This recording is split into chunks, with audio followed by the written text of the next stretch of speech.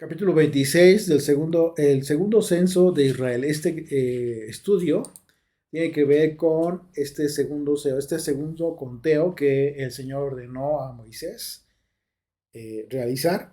Precisamente, obviamente recuerden, desde el primer capítulo de este libro, del libro de Números, se habla de este censo y el propósito pues era precisamente hacer un enlistado de todos los hombres que estaban listos para la batalla. Y a partir de este capítulo y hasta el capítulo 36, a la conclusión del libro de Números, se escribe la sección de acontecimientos que implican la preparación para tomar la tierra prometida. Y es por ello que Dios ordenó a Moisés un segundo censo. Recordemos que cuando Israel llegó al Sinaí, el Señor ordenó realizar un censo de todo hombre arriba de 20 años de edad que pudiera ir a la guerra. Y esto es importante porque de ahí comentamos en su momento la gran responsabilidad que tiene todo hombre en una nación. Y aunque en este caso se habla de la preparación, el listado, por decirlo de una forma, para la guerra, que en este caso Israel tendría la necesidad de la confrontación militar para ocupar la tierra prometida, hoy en día hemos entendido estos términos, el concepto de la preparación para la guerra en un sentido distinto. Y, y esto es lo importante los estudios de la Torah, lo que aprendemos y cómo lo aplicamos el día de hoy. A diferencia de muchas personas que consideran que estos capítulos simplemente hay que pasarlos, hay que pasarlos, hay que ojearlos porque simplemente se trata de conteo, se trata de un aspecto muy, muy literal, en ocasiones que no tiene nada que ver, pero hemos analizado y hemos descubierto que muchos aspectos que estamos analizando en estos capítulos, pues por supuesto que tienen mucha aplicación en nuestra vida cotidiana. Incluso en muchas ocasiones fue citado por los propios apóstoles estos acontecimientos como referencia acerca de lo que ellos estaban enseñando en relación a la doctrina de Yeshua. Y en este caso, pues el Señor ordenó realizar este censo de todo hombre igualmente arriba de 20 años de edad que pudiera ir a la guerra. Y la instrucción sería para esta segunda ocasión que además de ello, este segundo censo determinaría la extensión. Este segundo censo determinaría la extensión de tierra que le correspondería a cada tribu según el número de ellos. Y eso es un aspecto también muy importante que nos va a hablar de la equidad, de la justicia de Dios con relación a los bienes materiales que en un momento dado nosotros debemos aprender como una lección básica, fundamental, sobre todo en todos aquellos aspectos relacionados con los testamentos, las herencias, en donde ustedes saben que los padres les heredan a los hijos propiedades, bienes, terrenos, casas, etcétera, y, y la forma en cómo los padres deciden distribuir sus herencias. En su caso, los hijos tienen que tener sabiduría, tienen que tener respeto, amor, entender que es un regalo. Y Israel iba a entender esto. Y en su caso, todos estos conceptos tienen una analogía muy, muy importante. Por ejemplo, en el caso del libro de Hebreos, de la carta a los Hebreos, perdón, el autor de la carta habla también del tema del testamento en referencia a lo que ocurre con Jesucristo. Tuvo que haber muerto el autor del testamento para que la herencia entonces tuviera efecto. Si no hubiera muerto el autor del testamento, no hay herencia, no surte efectos la herencia. ¿Por qué? Porque estaría vivo todavía. Es lo mismo que sucede en la práctica diaria de todos nosotros. Para que una persona puede tener su testamento, Pero mientras no fallezca, ese testamento no tiene vigencia, no tiene aplicación, no tiene principio de vigencia. Así es de que estamos aprendiendo que la Torah nos enseña muchos aspectos básicos de nuestra vida cotidiana. Es muy importante entenderlo. Por eso nuestra insistencia de ir verso por verso, sin prisas, analizando los capítulos eh, detalladamente. Y bueno, aunque en este caso, pues este capítulo no es muy extenso porque se habla de números, se distribuye el conteo en relación a los números de las tribus. En algunas tribus se incrementa el número de soldados, por decirlo así, y en otros casos, en otras tribus, disminuyó el número de hombres listos para la batalla. Y bueno, en esto tuvo mucho que ver el tema del pecado que acababa de suceder justo ya con las moabitas, las mujeres moabitas, aquellos varones que fornicaron con las moabitas, pecó Israel, murieron 24,000 hombres. Imagínense, terrible. En ese segundo censo, entonces vemos este número de israelitas que desciende, ¿sí? Por causa de este pecado allá en Baal Peor, en los lugares altos de adoraciones satánicas. Así es de que el Señor continúa con la estrategia militar para la ocupación de la tierra prometida, y la razón obviamente tiene que ver con el hecho de que Israel tenía que echar de la tierra de Canaán, a sus moradores. Y esta conquista militar implicaría, por supuesto, una victoria espiritual comandada por Dios mismo. ¿Por qué no podemos sentar o simplemente leer estos capítulos como si se tratara de una victoria militar y ya? Porque vamos a darnos cuenta que el Señor, eh, a partir de aquí y posteriormente, en los libros de los jueces, etcétera, eh, se va marcando la historia de Israel a través de estas victorias de una forma sobrenatural. Dice desde el versículo 1: aconteció después de la mortandad que el Señor habló a Moisés. Estamos hablando de la mortandad que acababa de ocurrir en aquel lugar por causa de la fornicación de los israelitas con las moabitas. Dice: aconteció después de la mortandad que el Señor habló a Moisés y a Eleazar, hijo del sacerdote Aarón, diciendo: tomad el censo de toda la congregación de los hijos de Israel de 20 años arriba.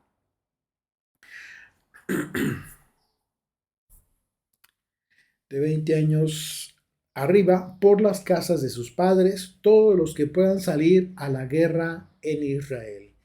Es lo mismo que sucede hoy en día, en donde en la mayoría de las naciones, a partir de los 18, por ejemplo, aquí en México, a partir de los 18 años, todo joven que cumple esta edad tiene el deber cívico de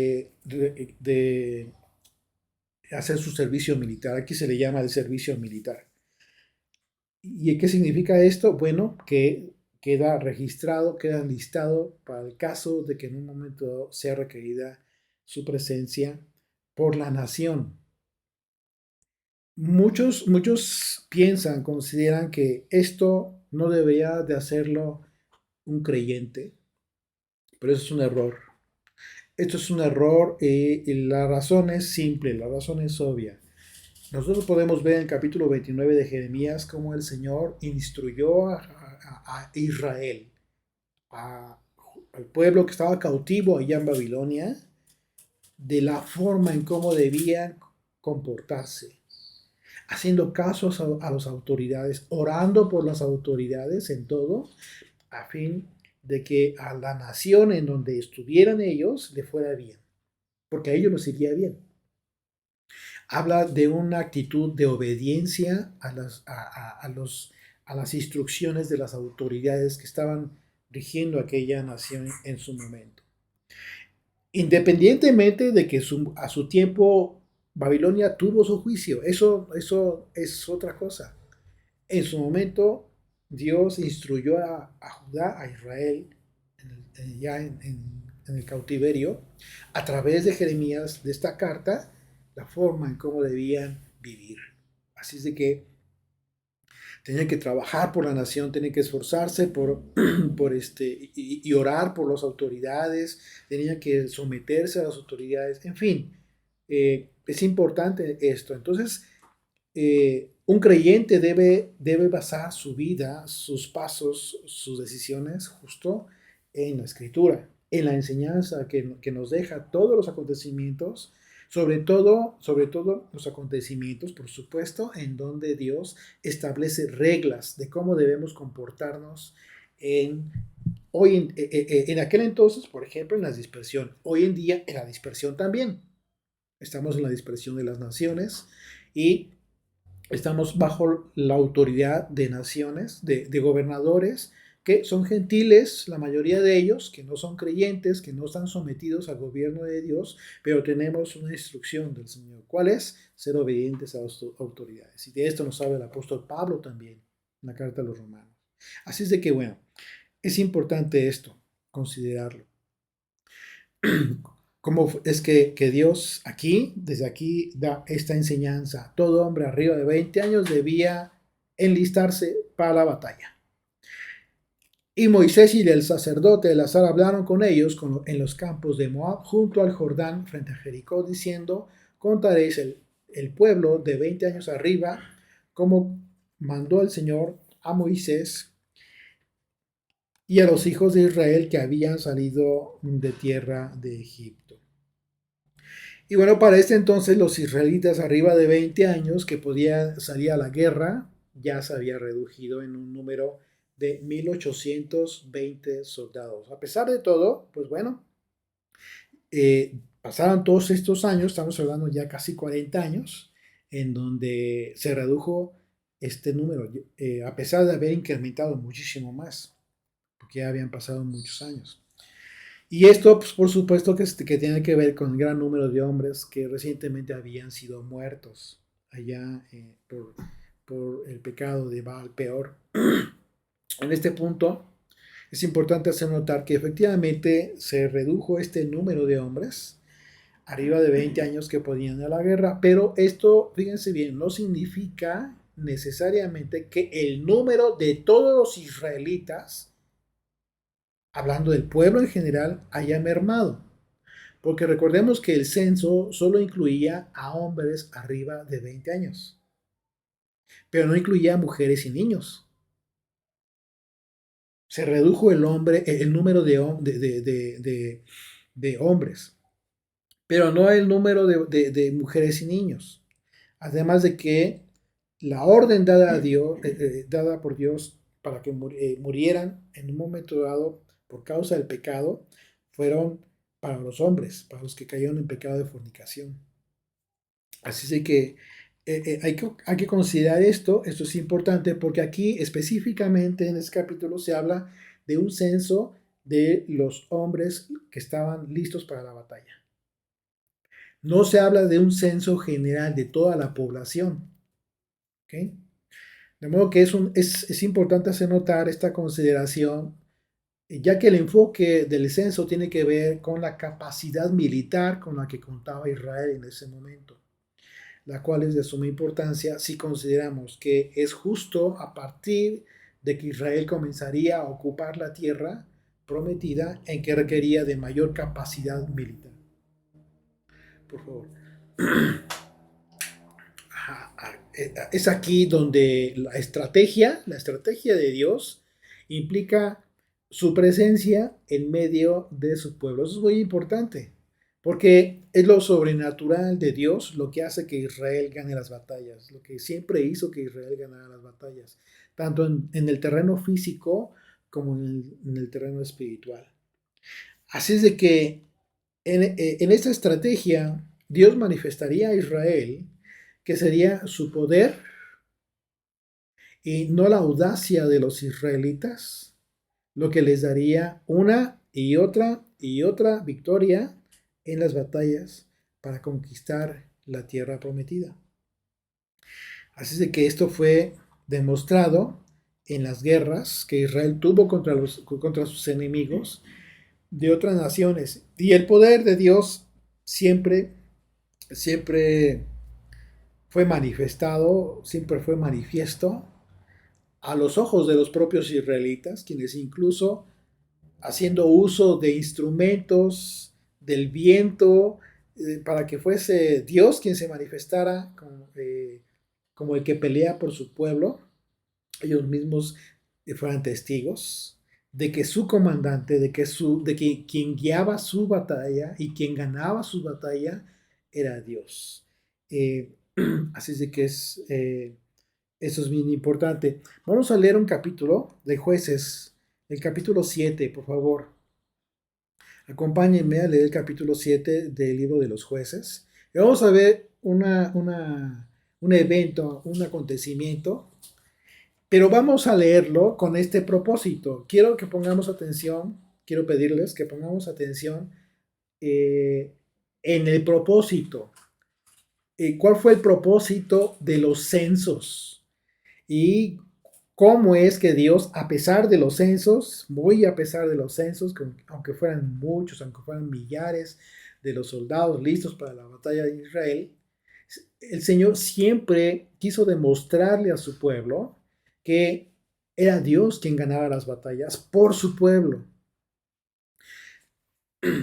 Dice desde el versículo 1, Jueces capítulo 7, verso 1, dice, levantándose pues de mañana Jeroboam, el cual es Gedeón, y todo el pueblo que estaba con él, acamparon junto a la fuente de Jarod, y tenían el campamento de los madianitas al norte, más allá del collado de More, en el valle. Y el Señor dijo a Gedeón, el pueblo que está contigo es mucho para que yo entregue a los madianitas en su mano. Fíjate lo que dice. El pueblo que está contigo, o sea, todos los soldados que están, israelitas que están contigo, es mucho para que yo entregue a los madianitas en su mano.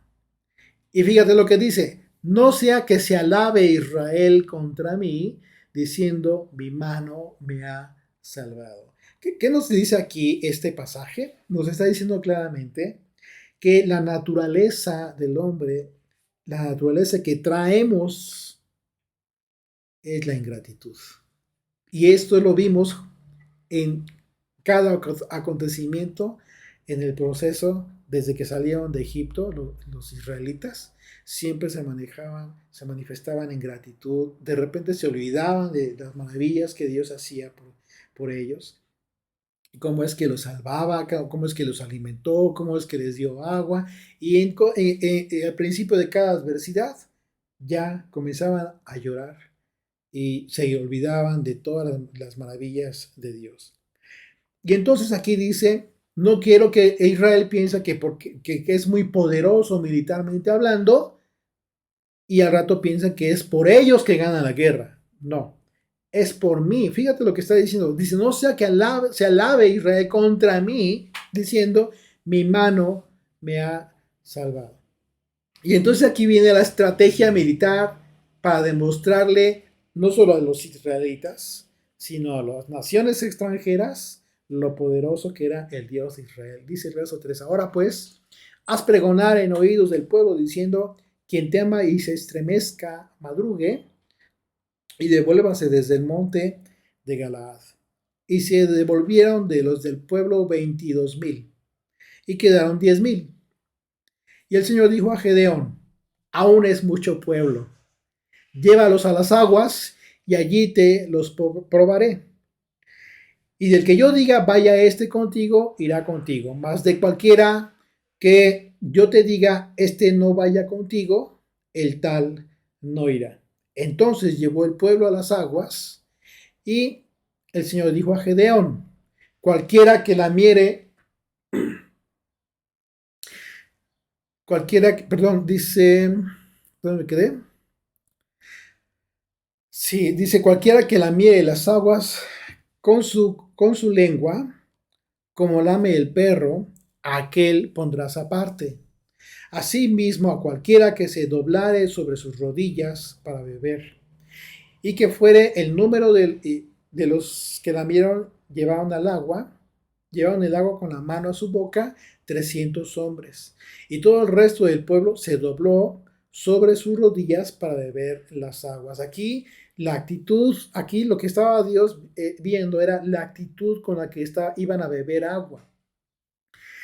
Dice verso 7, entonces el Señor dijo a Gedeón, con estos 300 hombres que lamieron el agua os salvaré, con 300 soldados, y entregaré a los madianitas en tus manos, y váyase toda la demás gente, cada uno a su lugar. Y habiendo tomado provisiones para el pueblo y sus trompetas, envió a todos los israelitas, cada uno a su tienda, y retuvo a aquellos 300 hombres, y tenía el campamento de Madián abajo del valle. Aconteció que aquella noche el Señor le dijo, levántate y desciende al campamento, porque yo lo he entregado en tus manos. Y si tienes temor de descender, baja tú con fura, tu criado, al campamento, y oirás lo que hablan.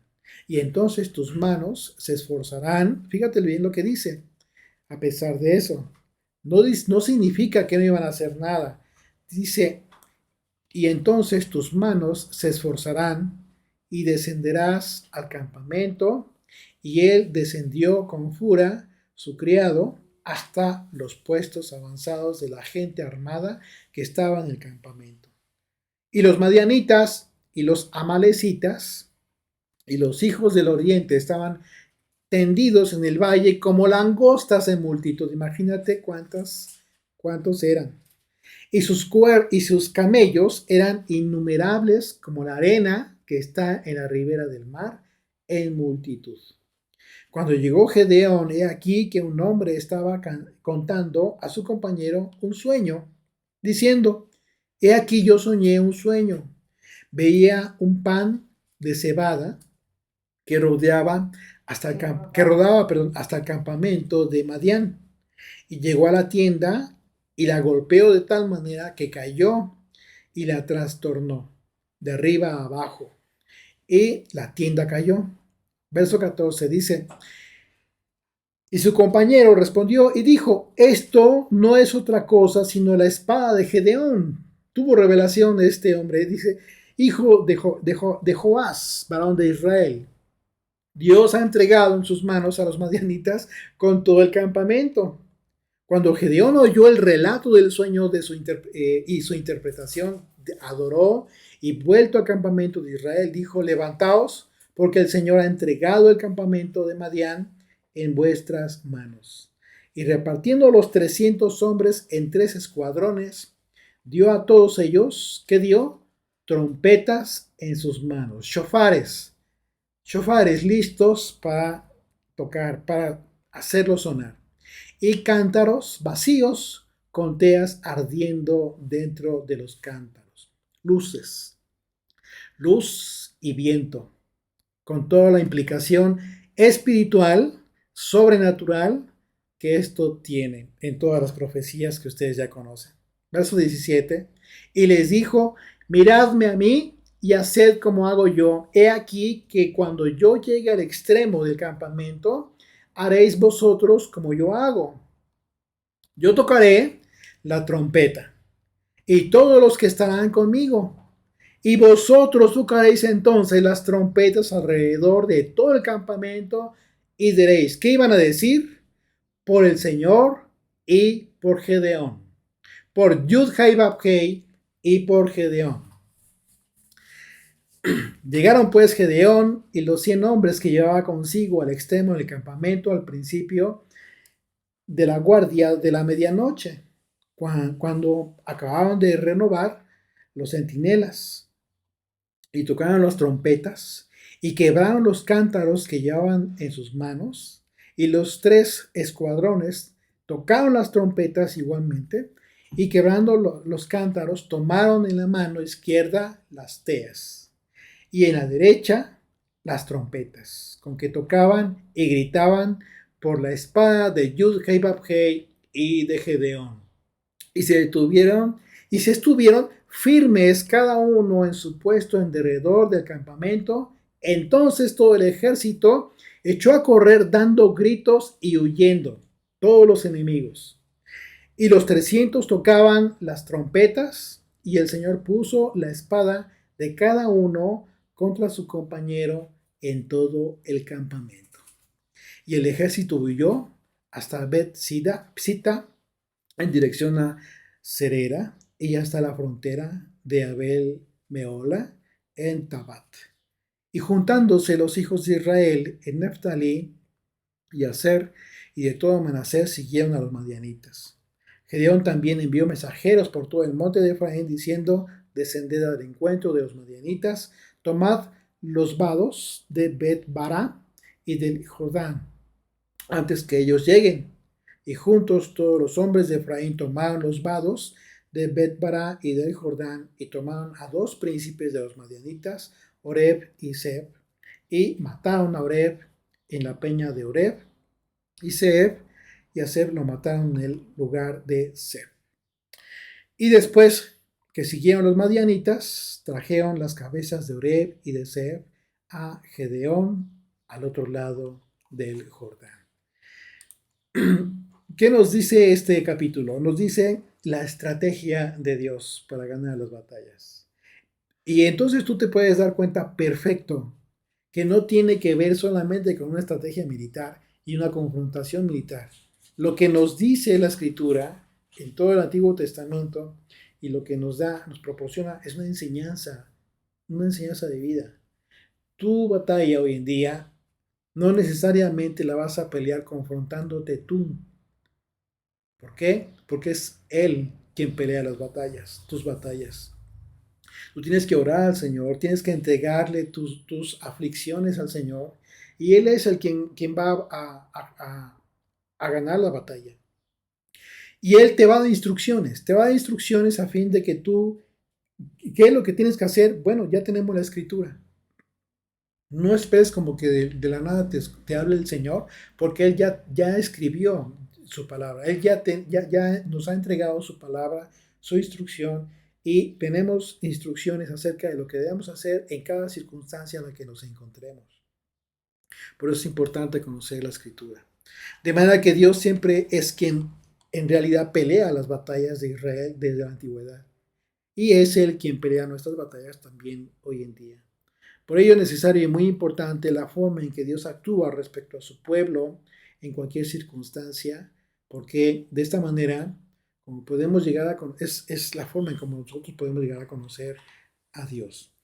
Ahora vamos a leer el conteo, el censo precisamente, del versículo 5. Vamos a leer del versículo 5 al versículo 51, por favor.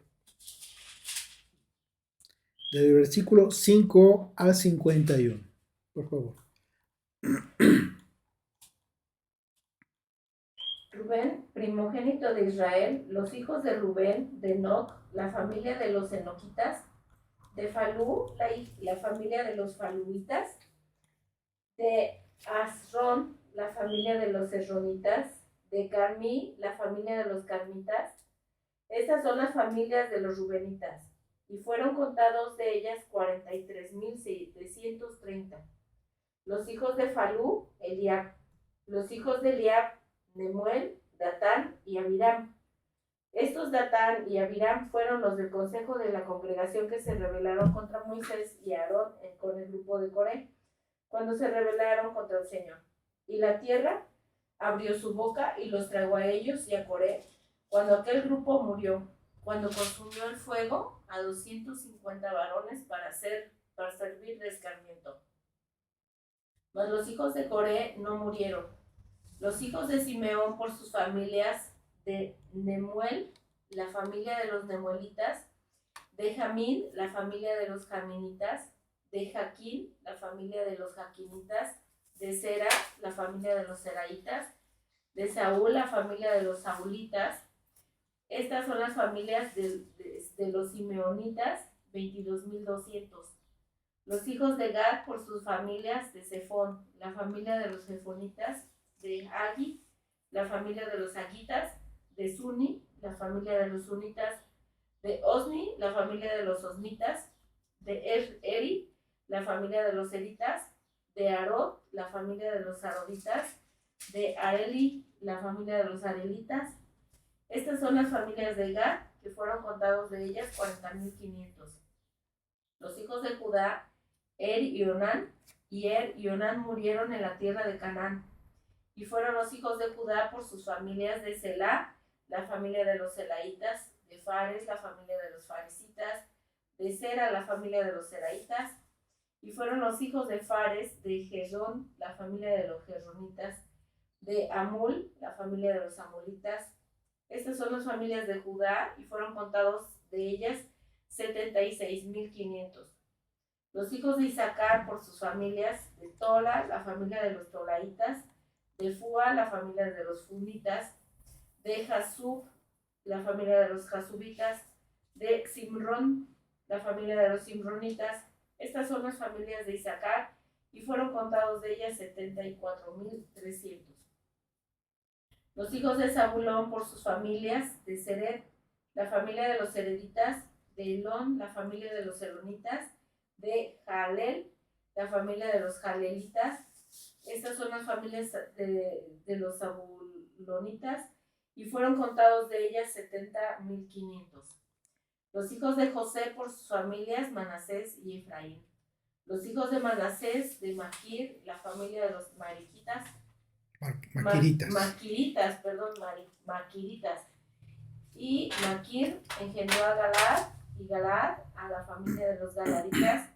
Estos son los hijos de Galad: de Geser, la familia de los Geseritas; de Gelec, la familia de los Elequitas; de Jasriel, la familia de los Jasrielitas; de Siquem, la familia de los Siquemitas; de Semida, la familia de los Semidaitas; de Efer, la familia de los Eferitas; de Zelofejad, hijo de Efer, no tuvo hijos sino hijas, y los nombres de las hijas de Zelofejad Aquí, fueron Malá. una pausa, perdón. Aquí en el versículo 33 nos habla de Zelofejad y que no tuvo hijos, sino hijas. Y aquí es bien importante porque en el capítulo siguiente vamos a ver que estas mujeres acudieron a Moisés porque en relación a la porción que les iba a tocar, que iba a distribuir Moisés, tenía que ver con los hombres, con la distribución de acuerdo al conteo.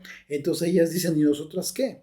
Entonces va a ser muy interesante, y vamos a ver una vez más, como lo comenté en un principio, el tema de las herencias, de la distribución, de la justicia, de cuando incluso, a pesar de que pueden equivocarse los padres en la distribución de la herencia, aquí entra cuando los hijos son temerosos de Dios y entonces obran en justicia, en amor, en misericordia. Vamos a considerar esto. Y continuamos, perdón. Y Zelofejad, hijo de Jefer, no tuvo hijos sino hijas, y los nombres de las hijas de Zelofejad fueron Malá, Noá, Ogla, Milca y Tirsa.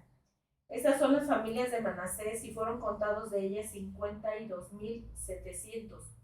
Estos son los hijos de Efraín por sus familias: de Sutela, la familia de los Sutelaitas; de Bequer, la familia de los Bequeritas; de Tahán, la familia de los Tahanitas. Y estos son los hijos de Sutela, de Erán, la familia de los Eranitas. Estas son las familias de los hijos de Efraín, y fueron contados de ellas 32,500. Estos son los hijos de José por sus familias. Los hijos de Benjamín por sus familias: de Bela, la familia de los Belaitas; de Asbel, la familia de los Asbelitas; de Airam, la familia de los Airamitas; de Sufam, la familia de los Sufamitas; de Ufam, la familia de los Ufamitas. Y los hijos de Bela fueron Ard y Naamán; y de Ard, la familia de los Arditas; y de Naamán, la familia de los Naamitas. Estos son los hijos de Benjamín por sus familias, y fueron contados de ellos 45,600. Estos son los hijos de Dan por sus familias: de Suán, la familia de los Suamitas; Estas son las familias de Dan por sus familias. De las familias de los suamitas fueron contados 64,400. Los hijos de Aser por sus familias: de Imna, la familia de los imnitas; de Isui, la familia de los isuitas; de Bería, la familia de los beriaitas; los hijos de Bería; de Eber, la familia de los eberitas; de Malquiel, la familia de los malquielitas. Y el nombre de la hija de Aser fue Sera. Estas son las familias de los hijos de Aser, y fueron contados de ellas 53,400. Los hijos de Neftalí por sus familias: de Hasel, la familia de los haselitas; de Guni, la familia de los gunitas; de Geser, la familia de los geseritas; de Silem, la familia de los silemitas. Estas son las familias de Neftalí por sus familias, y fueron contados de ellas 45,400. Estos son los contados de los hijos de Israel: 601,730. Así es, 601,730. Y bueno, considerando entonces el primer registro, el primer censo, en comparación a este segundo, en el primer censo, fíjese, vamos a hacer una comparativa de las tribus. Rubén, la tribu de Rubén, tuvo 46,500 hombres listos para la guerra, y ahora contaba con 43,730. Un promedio de 2,770 hombres menos. Fue mermada la tribu de Rubén en gran manera. Y en el primer censo de la tribu de Simeón tuvo 59,300 hombres para la guerra, y ahora contaba con 22,200. Un promedio de 37,100 hombres menos listos para la guerra. Fueron los casos más graves en donde hubo reducción en los hombres que estarían listos para la guerra. Y el caso de la tribu de Gad tuvo 46,650 en el primer censo, y en este segundo 40,500. Un promedio de 5,150 hombres menos listos para la batalla. En el caso de Judá, el primer censo tuvo 74,600, pero en este segundo tuvo 76,500. Esto significa que tuvo un promedio de 1,900 soldados más que en la primera ocasión. Isaacar también incrementó el número de hombres listos para la guerra en un total de 9,900 hombres listos para la guerra. Y en el caso de Zabulón también se incrementó el censo y fueron 3,100 hombres más. En el caso de Manasés también se incrementó el número de hombres para la guerra en un promedio de 20,500 combatientes. Imagínate. Esto fue un remontar en el caso de la tribu de Manasés. Efraín perdió número de combatientes y ahora tenía 8,000 hombres menos para la batalla. Y la tribu de Benjamín incrementó en su número de combatientes en un número de 10,200 hombres.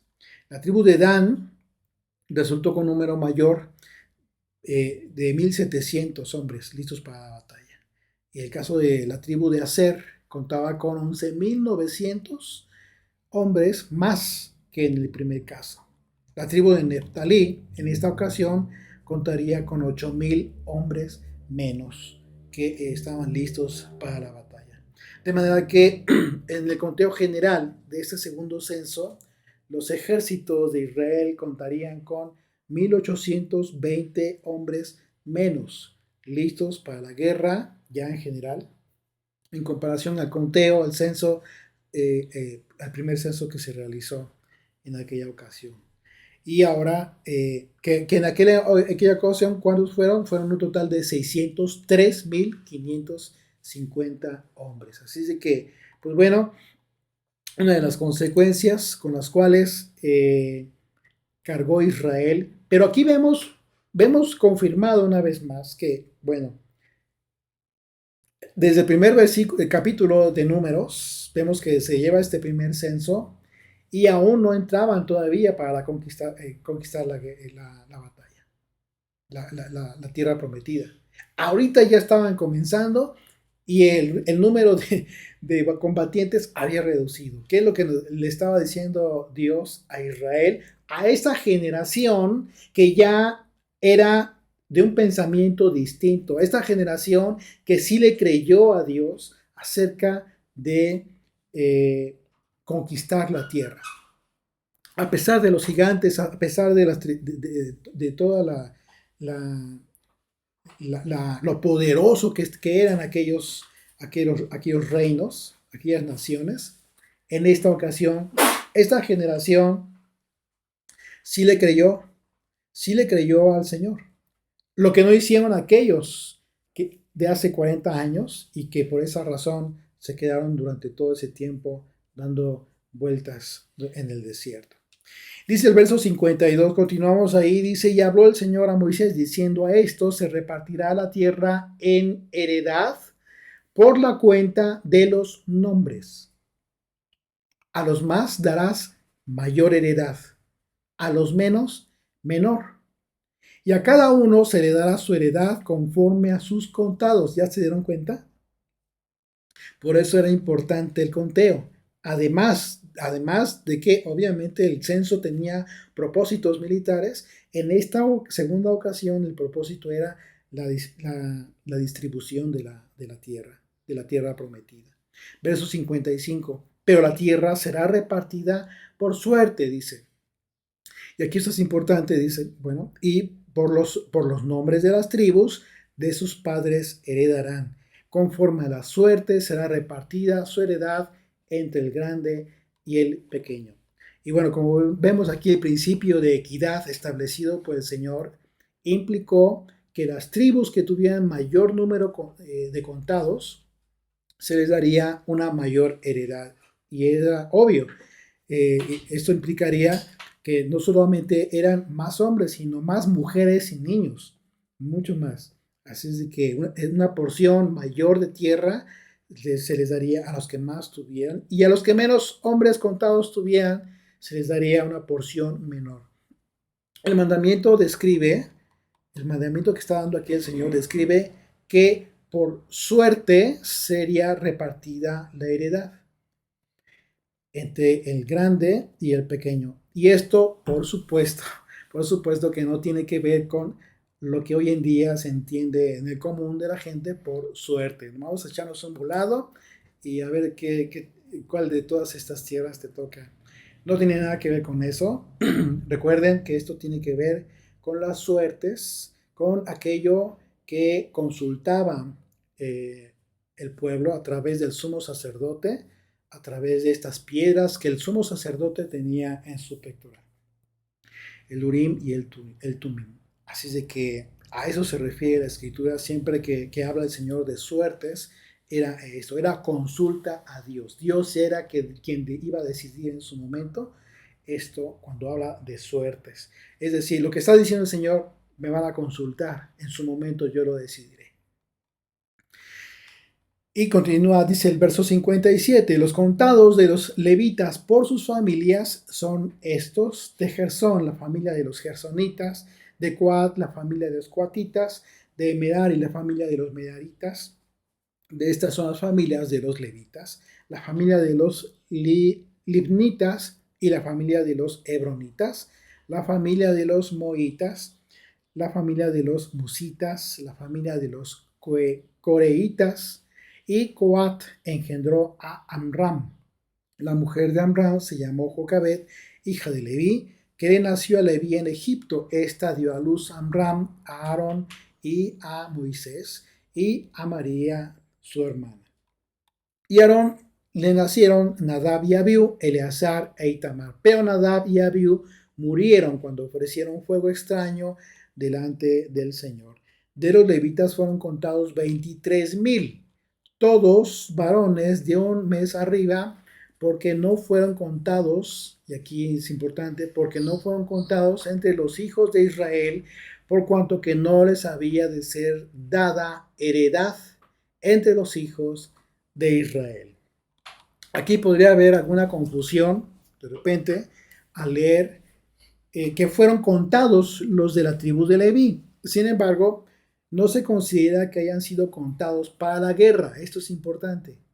Ellos no serían contados para la guerra, ya que los contados fueron varones de un mes arriba.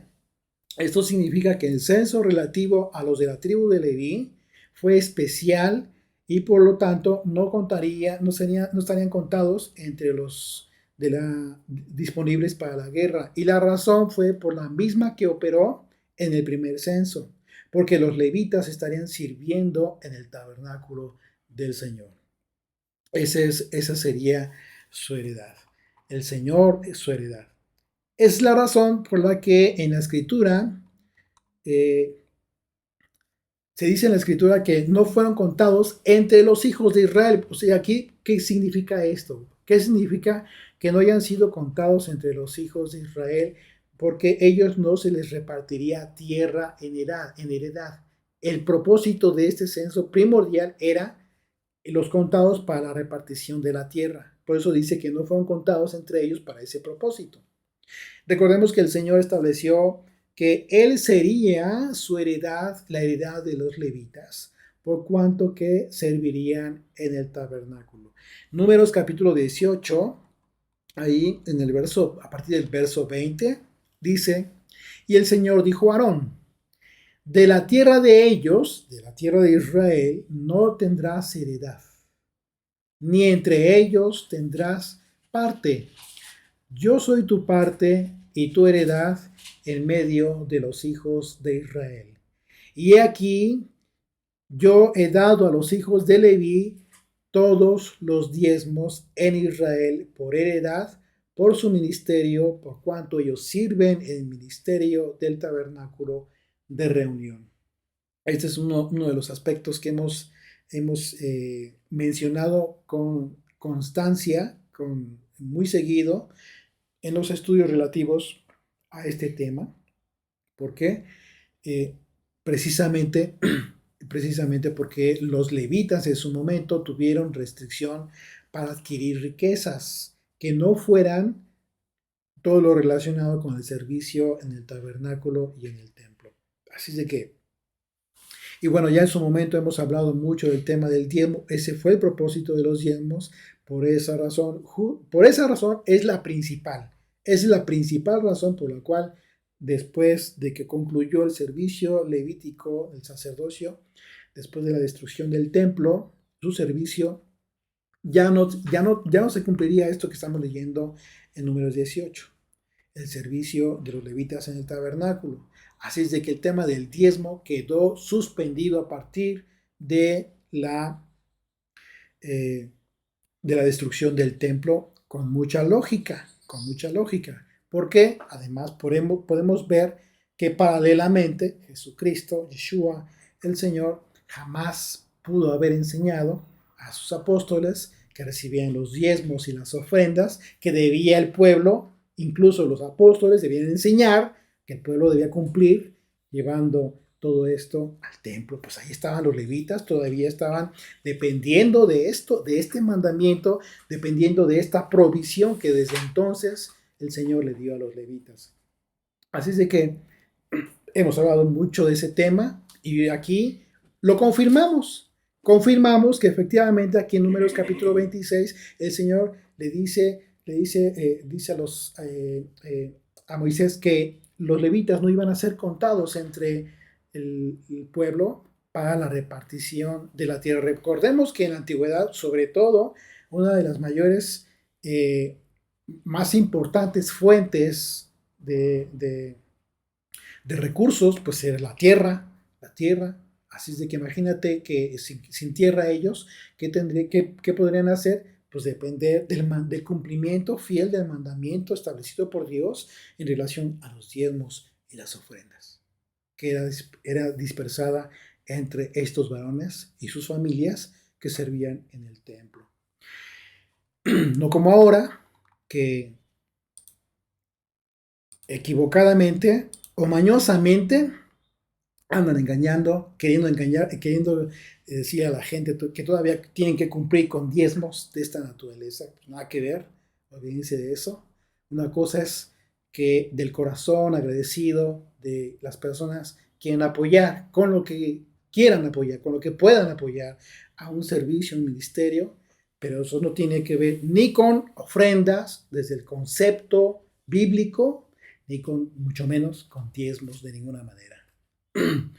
eh, lo hemos hablado en reiteradas ocasiones, incluso el pueblo judío, al pueblo que se le quitó el templo, ellos son muy respetuosos incluso de este tema, ellos sí son obedientes a este aspecto y tuvieron que crear un mandamiento especial para cubrir ciertos aspectos que ya no son los aspectos del templo de ninguna manera, son otros aspectos que cubren y es la razón por la que ellos crean en su ley, su ley, la ley que ellos crearon, la halajá judía, otro mandamiento muy independiente que no es el mandamiento del diezmo bíblico. Ellos son más honestos que acá en Occidente. Con todo y las raíces hebreas, se da todavía ese tema. Así es de que bueno, la palabra del Señor se cumplió en este texto y se confirma que todos los que fueron contados en el primer censo, que podían ir a la guerra, pues no fueron contados en este segundo censo, porque se cumpliría la sentencia del Señor en el sentido de que toda aquella generación incrédula no entraría a la tierra prometida, con excepción de Caleb y de Josué. Ellos, recordemos que ellos recibieron la promesa de que ellos sí, a diferencia de todos aquellos incrédulos que no creyeron. ¿Por qué? Porque cuando vieron la tierra que estaba habitada de gigantes, con todo y eso, ellos frente a la adversidad le creyeron a Dios. Ellos sí le creyeron y manifestaron su fe en el Señor. Así es de que bueno, interesante este capítulo y también va a ser muy interesante el capítulo siguiente relacionado con las hijas de este hombre que no tuvo hijos varones. ¿Qué fue lo que sucedió ahí? Bueno, Moisés tuvo que acudir al Señor para que Dios estableciera ahí un mandamiento muy sui generis, muy especial y también muy hermoso. Bendito Dios, gracias te damos, Señor, por este delicioso Shabbat que hemos pasado contigo, Señor. Gracias por este estudio que hemos tenido, que a pesar de leer tantos nombres, Padre, sabemos que tú tienes estos nombres y todos los nuestros, mi Dios, en una lista, en ese libro de la vida, Padre, donde tú nos anotaste, mi Dios, y anotaste a todas nuestras familias, Señor, por tu misericordia, Padre, porque somos los agregados a Israel. Somos aquellos que somos que los que tomamos, Señor, el tzitzit de ese judío, Yeshua, y que por tu misericordia no va a perderse ninguno de los contados. Gracias te damos, papito. Te pido que en esta semana nos bendigas, nos guardes, Señor, protejas a tu pueblo Israel. Mi Dios, que todos los enfermos que hay sean sanados, mi Dios, por tu misericordia. Aquellos que tienen dolencias también, Señor, que sean sanados. En tu nombre, Padre eterno, te lo pedimos. Amén. Amén.